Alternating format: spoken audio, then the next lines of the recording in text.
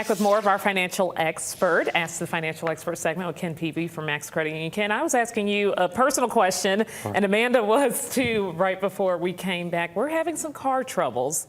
When do you make the decision of, should I get the repair or should I go ahead and just get a new car? How do you make that determination financially? Yeah, and that's a great question. And there's no just one answer for everybody. It kind of depends on everyone's situation, what the car is and so forth. But the rule of thumb is, as long as the car is safe and reliable and to fix it is not going to be just a whole lot of money, more than what the car is worth, then you probably should go ahead and repair it.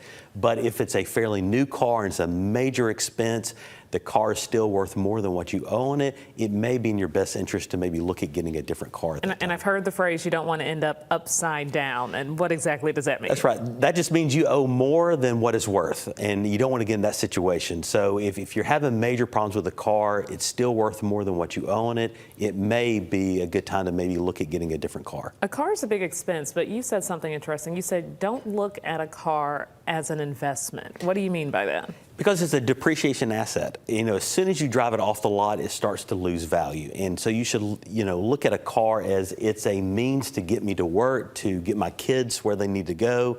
And it's going to keep losing value every single year. Now, there are exceptions. People collect antique cars and so forth. Certain luxury cars, things like that. Yeah, but as a general rule of thumb, you should always look at a car as an expense, and it's going to be decreasing in value. Don't look at it as an asset. My Kia doesn't fall under either one of those categories.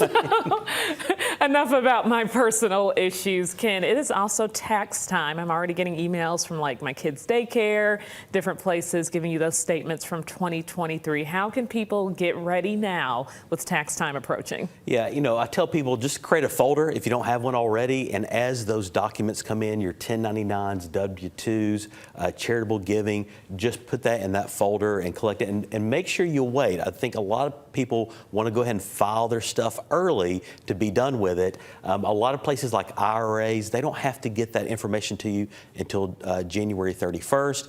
If it's non-retirement accounts, they have actually till February to get that to you. So just make sure, maybe talk with your advisor if you do have investments, make sure you know which documents you should expect and then wait on them.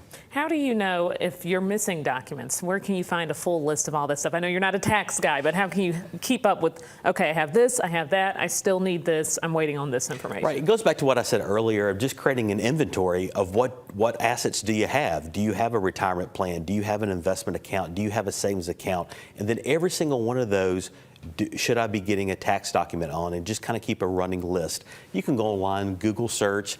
There's some great PDFs that you can print off, a kind of a checklist of what you need to be doing for tax time.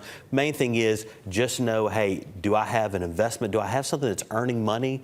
Well, therefore, am I going to get a tax document for that? Some people bought homes in 2023, so they may have brand new documents involving that for their taxes too. So that's a lot of important stuff to collect. If you're looking to buy a home in 2024, if you made one of those vision boards, you wrote that on your list of New Year's resolutions, what do they need to do financially if that is their goal this year? Yeah, create a budget. Know what your budget is. There's certain guidelines, no more than 3 times your income or 28% of what your take-home pay is kind of a rule of thumb as far as your monthly payment. So make sure you stay on those. Maybe get with a trusted banker and kind of go over, hey, how much can I afford? Again, online, there's great calculators. I know at Max, we've got great calculators they can access. But I tell people the big question this year is interest rates. Yes. And I tell people I'm not going to try to guess what the Fed does. I think nobody knows what the Fed is going to do, but they're trying to get inflation down. The economy is still very strong. The job market's strong. So don't count on rates going down, and that's how you're going to buy a house. I would say set a budget first, work towards that budget. How much am I going to need to put down? And then if rates do fall a year or two front, you can always refinance later.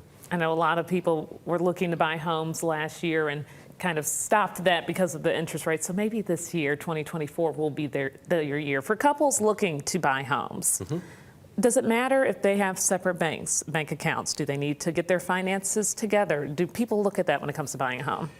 Not really. I mean, they're going to ask for all your financials. So, Whether you're at bank A or B. That's right. That's right. So, they're going to say, hey, send us all your bank statements, send us your investments, send us your retirement plans, send us your income statements.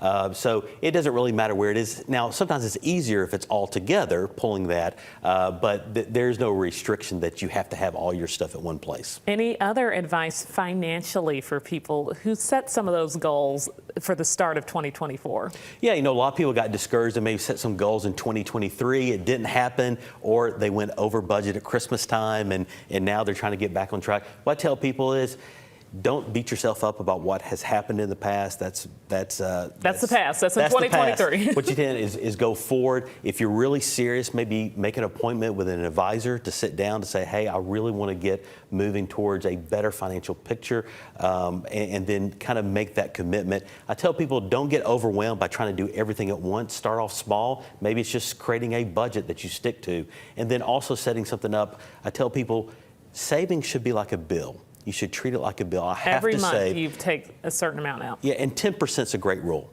10% of your income, it should be going back to either retirement and/or savings accounts. And Ken, does it cost to meet with a financial expert at Max Credit Union? Not at Max. We've got some great advisors. There's no cost, no obligation to come and just sit and talk with us. We give you some great advice. And if we can't answer it, we'll find it out, or maybe send you to somebody who can. And then you'll get lucky like me and be able to ask Ken all about your finances, your cars, and all of your other drama in your personal life as it relates to finances. Ken, thanks so much for joining us here at Alabama Live. We appreciate it.